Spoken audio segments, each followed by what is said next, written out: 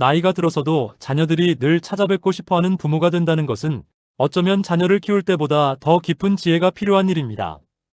이것은 부처님께서 말씀하신 가르침을 통해 더욱 분명하게 이해할 수 있습니다.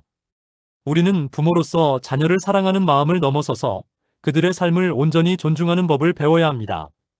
그들의 삶이 우리와 별개의 존재라는 것을 깨닫는 것이 중요합니다. 가장 먼저 우리는 집착의 마음을 내려놓아야 합니다. 집착이란 무엇인가에 얽매여 벗어나지 못하고 그것을 자신의 것으로 여기려는 마음을 말합니다.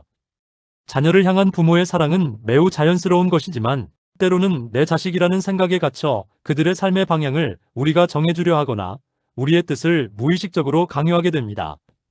이러한 행동은 사랑이라는 이름 아래 자녀의 자유를 묶는 밧줄이 될 수 있습니다.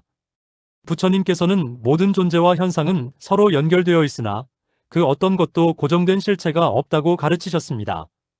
이를 연기법이라고 합니다. 연기법은 모든 것이 홀로 존재하는 것이 아니라 끊임없이 변화하는 인연과 조건에 따라 생긴다는 원리입니다. 자녀의 삶 역시 그들 자신의 고유한 인연과 조건에 의해 만들어지는 것이기에 부모의 뜻대로 좌지우지할 수 없습니다. 따라서 자녀의 삶을 하나의 온전한 인연으로 바라보고 존중해주는 것이 진정한 지혜입니다. 그러나 많은 부모가 내가 너를 위해 얼마나 희생했는데라는 마음으로 자녀의 삶에 깊이 관여하려 합니다. 이런 마음은 부모 스스로에게는 깊은 서운함을, 자녀에게는 무거운 짐을 지우게 됩니다.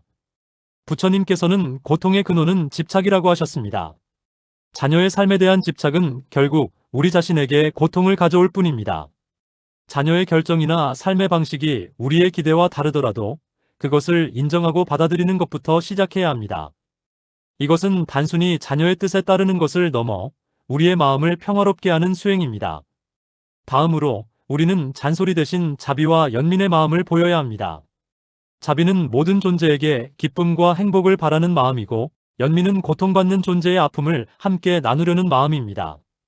자녀에게 쏟아내는 잔소리는 종종 널 위한 일이라고 포장되지만 사실은 부모의 불안과 걱정에서 비롯된 감정입니다.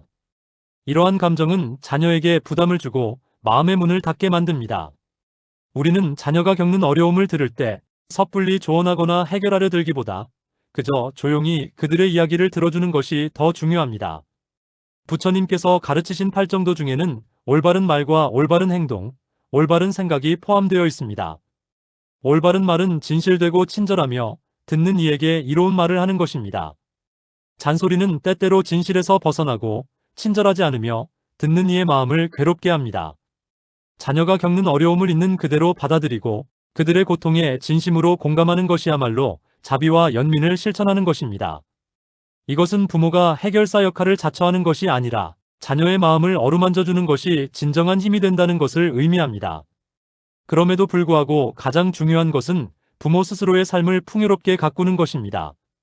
자녀의 방문만을 손꼽아 기다리며 왜 연락이 없느냐고 서운해하는 마음은 자녀에게 큰 부담을 줍니다. 이러한 서운함은 자녀에 대한 의존에서 비롯됩니다. 부처님께서는 스스로의 등불이 되라고 말씀하셨습니다. 이것은 다른 존재에게 기대지 않고 스스로의 힘으로 자신의 길을 밝히라는 가르침입니다. 부모가 자신의 삶에 만족하고 취미나 봉사활동 등 자신만의 행복을 찾아 살아가는 모습을 보여주는 것은 자녀에게 가장 큰 선물입니다. 스스로의 삶에 충실한 부모의 모습은 자녀에게 존경과 사랑을 동시에 받게 합니다. 자녀는 부모에게 심리적 빚을 지고 있다는 생각 대신 우리 부모님은 참 멋지다는 생각을 갖게 됩니다. 이러한 존경심은 자녀가 부모를 만나는 것을 의무가 아닌 기쁨으로 여기게 만듭니다. 결국 늙어서도 늘 보고 싶은 부모가 되는 것은 주는 사랑을 넘어 자비로운 마음을 가지는 것입니다. 그리고 그 마음은 자녀를 놓아주고 자신의 삶을 사랑하는 용기에서부터 시작됩니다. 마지막으로 구독과 좋아요는 큰 힘이 됩니다.